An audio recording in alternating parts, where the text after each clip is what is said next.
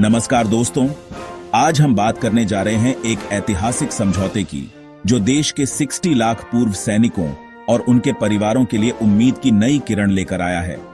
बाबा रामदेव और major general MPS Gill ने मिलकर ऐसा एमओयू साइन किया है जो स्वास्थ्य सेवा के क्षेत्र में एक क्रांति साबित हो सकता है। यह समझौता पतंजलि योगपीठ और रक्षा मंत्रालय के अधीन ex serviceman contributory health scheme यानी ECHS के बीच हुआ है। इसके तहत देश भर के 60 लाख पूर्व सैनिकों और उनके परिवारों को पतंजलि के अस्पतालों में योग, आयुर्वेद और नेचुरोपैथी के जरिए मुफ्त इलाज मिलेगा। इस एमओयू का लाभ मिलेगा सभी पूर्व सैनिकों को, उनके आश्रित परिवारजनों को और भविष्य में इसे वर्तमान सैनिकों तक भी बढ़ाया जा सकता है, जैसा कि बाबा रामदेव ने आग्रह किया और मेजर जनरल गिल ने सकारात्मक संकेत दिया। इलाज में कोई खर्च सीमा नहीं होगी। योग से शरीर को मजबूती, आयुर्वेद से रोगों का जड़ से इलाज, नेचुरोपैथी से शरीर की शुद्धि। बाबा रामदेव ने कहा कि पतंजलि में cancer, heart blockage, diabetes, spinal disorder जैसे गंभीर रोगों का इलाज सफलतापूर्वक किया गया है।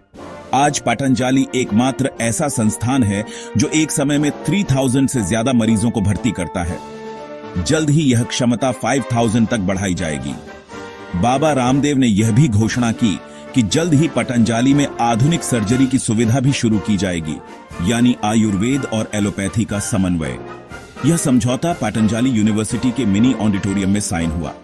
उपस्थित थे Baba Ramdev, major general MPS Gill, Acharya Balkrishna Vishisht Seva medal प्राप्त। बाबा रामदेव ने कहा, संत और सैनिक दोनों राष्ट्रों की सेवा करते हैं। मेजर जनरल गिल ने कहा, यह समझौता लंबे समय से विचाराधीन था, अब इसे लागू किया जा रहा है। 60 लाख पूर्व सैनिक सीधे लाभान्वित होंगे। उन्होंने पतंजलि को 2 पटरियों पर चलती ट्रेन जैसा बताया।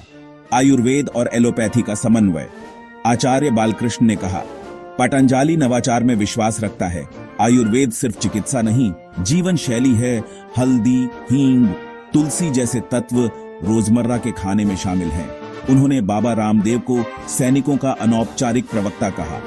देशभक्ति उनके हृदय में है। इस एमओयू से एक नई शुरुआत हुई है। आयुर्वेद को मुख्य धारा में लाने की, सैनिकों को सम्मान देने की और एक समग्र चिकित्सा मॉडल को अपनाने की यह पहल देश के स्वास्थ्य मॉडल को बदल सकती है। दोस्तों, क्या आपको लगता है कि ऐसे समझौते देश के लिए जरूरी हैं?